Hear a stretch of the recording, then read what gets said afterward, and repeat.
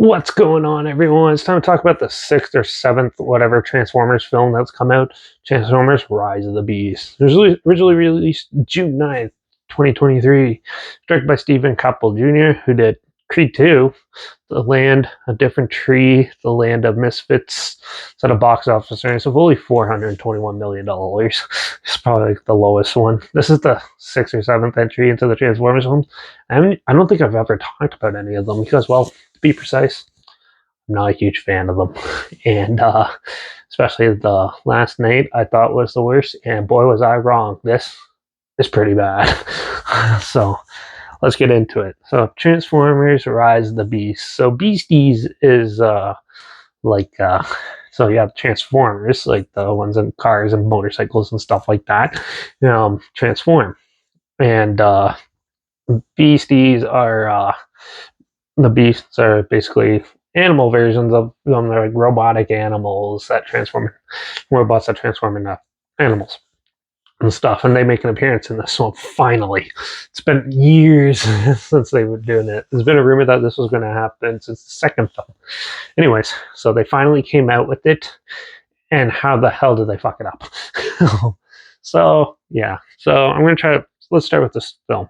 So you start with a new group of a new dysfunctional family that's having problems and stuff, and the older son ends up running into the Transformers and teaming up with them with some like hieroglyphic type of scientific specialist in a museum who has this key that the villains, I can't remember their names in this one, but yeah, want it. So they come in to start attacking for it and stuff. And obviously, the Transformers come and try to defend them, humans and stuff from them, and can't be stopped.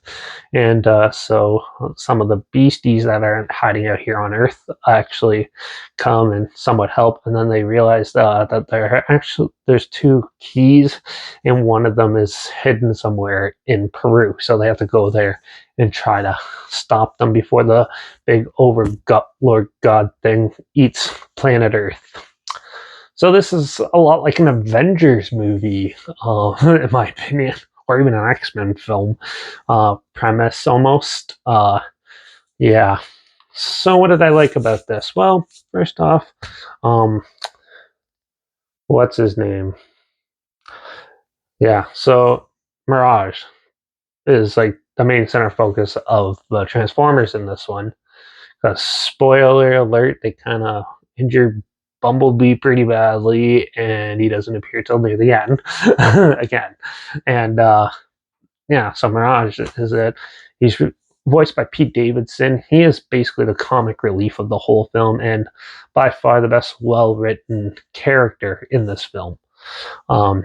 Yeah, and it's your typical Transformers. It's not Michael Bay style, so it's not like thousands of explosions going off anywhere. There's one or two every now and then, and most of it was just CGI fighting. But yeah, and that was like good enough. There's quite a bit of it. There's some good action scenes in it, I'm not gonna lie. It was pretty good. That was good, and yeah. And it's definitely, for the first half, I was like, wow, this is way better than The Last Night or whatever the other one was called.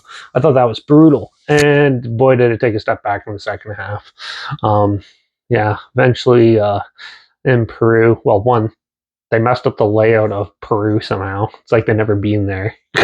Anyway, I'd been there, so I was just like, okay, well, I don't think that's right. And I'm pretty sure Machu Picchu didn't have part of Cusco in it and stuff, and it was all screwed up like that. But that's a minor thing. But yeah, and then uh, they they got the key, and all of a sudden the god just forms a big temple in a volcano like magic, and I'm like, what the? How does this happen? Like, what are they doing? Fantasizing about it? Like, it's really unrealistic and stupid, I thought. And then, so they go into the final fight, but there was a cool thing where the bad guys tried to control the evil, the bird that's trying to help them, and ends up killing her. And then I thought that was interesting and a neat plot point. But then all you gotta see is the ape fight. Like, you have the cheetah and the rhino, I think, and maybe one or two others, and they don't do anything with them. They just run with them as a group pack or stand there in the forest. They don't fight. They don't do anything. Same with half the side robots of the Transformers. You have Optimus Prime, who they took away his voice distorter thing, so it sounds really weird hearing him like that. But he still has a deep voice, at least. And then you have like this hippie van type character, and this chick robot that forms to a motorcycle, but she changes into them once and then stays in robot form and rides in the van. What's the point of having that character in this movie? Same with the van one. They don't do anything. They just drive around, and they kind of wasted a lot of the characters of this. And yeah, so there's tons of throwaway characters that didn't need to be there. And then yeah, and then to make things even more messed up and annoying is they give the humans a mech suit, so he turns into a Power Ranger or Ultraman or whatever, and you focus on that for 30 minutes, and it's just like, this isn't Transformers anymore. Let's just do whatever the fuck you want. And oh boy, I was so frustrated watching this. I was not into it at all. It was just like digging itself a deeper grave ever since then. And yeah, and then the icing on the cake spoiler is at the end they're gonna throw in that G.I. Joe might come in play. No. This film franchise is so bad they need star power so they can get all the stars from G.I. Joe to come in to save the day. How depressing is that? That's modern filmmaking for you. Shit. Anyways, yeah, the CG in this film does look a little cartoony. It's not top of the line or anything like that.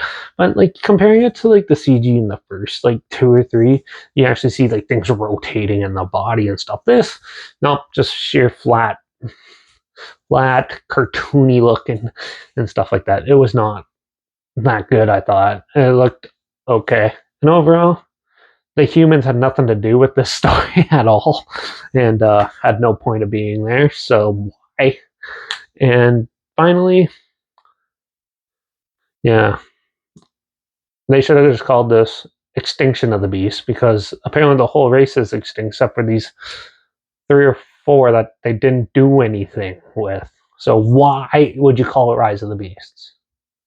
Anyways, this film is just stupid, a waste of time, and complete another boring nonsense that did not need to be put into a film. And yeah, I wasn't surprised though. Transformers pretty bad. So yeah, I'm not a fan of this. I'm going to give this maybe a 1 because at least it had some interesting action scenes and it started off pretty strong. But it definitely dug itself a deep hole into it. Like, I'd much rather watch all the Avengers films than these. So yeah, but yeah, wasn't a fan of Transformers Rise of the Beast at all. Yeah, but that's it for this one. So yeah, if you want to check it out for some reason, the trailer's linked down below. But yeah, I'm pretty sure if you wanted to see it, you would have seen it by now. Let me know in the comments if you want me to do the other Transformers films. And let me know what your favorite one is. Also, make sure to check out my Instagram. It's linked down below. So I always post clips of films and review in the future on my stories. You have the film title hashtag, the subgenre film hashtag, so you're aware of it. Also, my Letterbox is down below it at Derek P Reviews. That's where I post my first star rating after watching the films. Also, my Twitter is down below at reviews_Derek. So follow me on those platforms. Stay in the loop with this channel. Like this video, share it so more people aware of it, so they don't have to sit through this crap. And yeah, and yeah, like this video, share it so more people aware of it. Comment your opinions of the film down below if you have any. And yeah. And if you have any other films or film franchise in any genre and on any streaming service that you want to hear my opinions on in the future, comment those down below too. I'll try my best to get to them as soon as I can, and if I can find them. Make sure you subscribe.